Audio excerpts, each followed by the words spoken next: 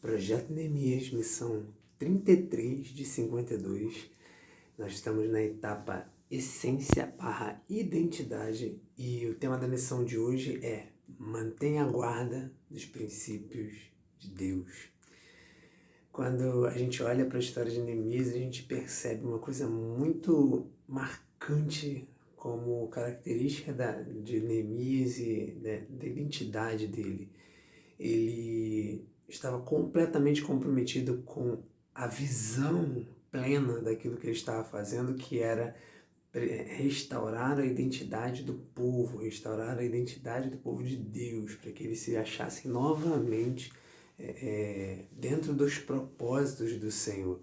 E aí, uma das coisas mais fundamentais, uma das coisas mais primordiais que ele fez ao longo do tempo e de maneira mais marcante em alguns eventos específicos foi o zelo que ele teve, né? E as ações zelosas no sentido de guardar e fazer com que os princípios de Deus para as nossas vidas fossem vividos por aqueles que estavam ao seu redor. Neemias, ele ficou sabendo das injustiças sociais que estavam acontecendo e ele foi atrás disso para corrigir, para resolver o problema. Neemias mais para frente sabe dos problemas que aconteceram em termos de casamentos mistos e ele vai lá e resolve isso também. Então ele, de maneira muito enérgica até, ele vai e soluciona a questão.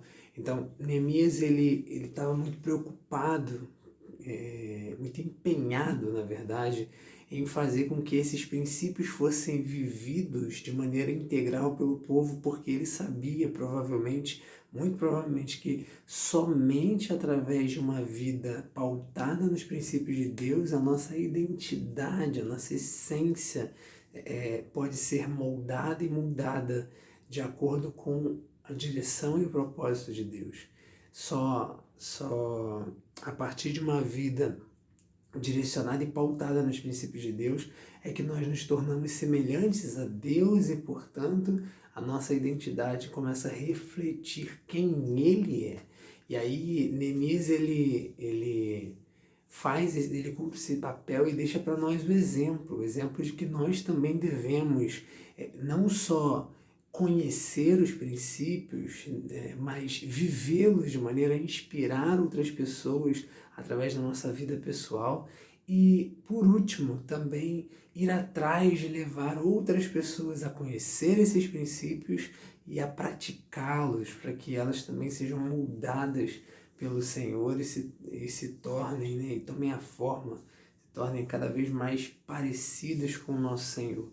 Então, qual é a missão de hoje então, Felipe? A missão de hoje é a seguinte: você vai fazer uma pequena lista de pelo menos 10 princípios de Deus para a nossa vida. 10 princípios de Deus para a nossa vida. Pelo menos, tá?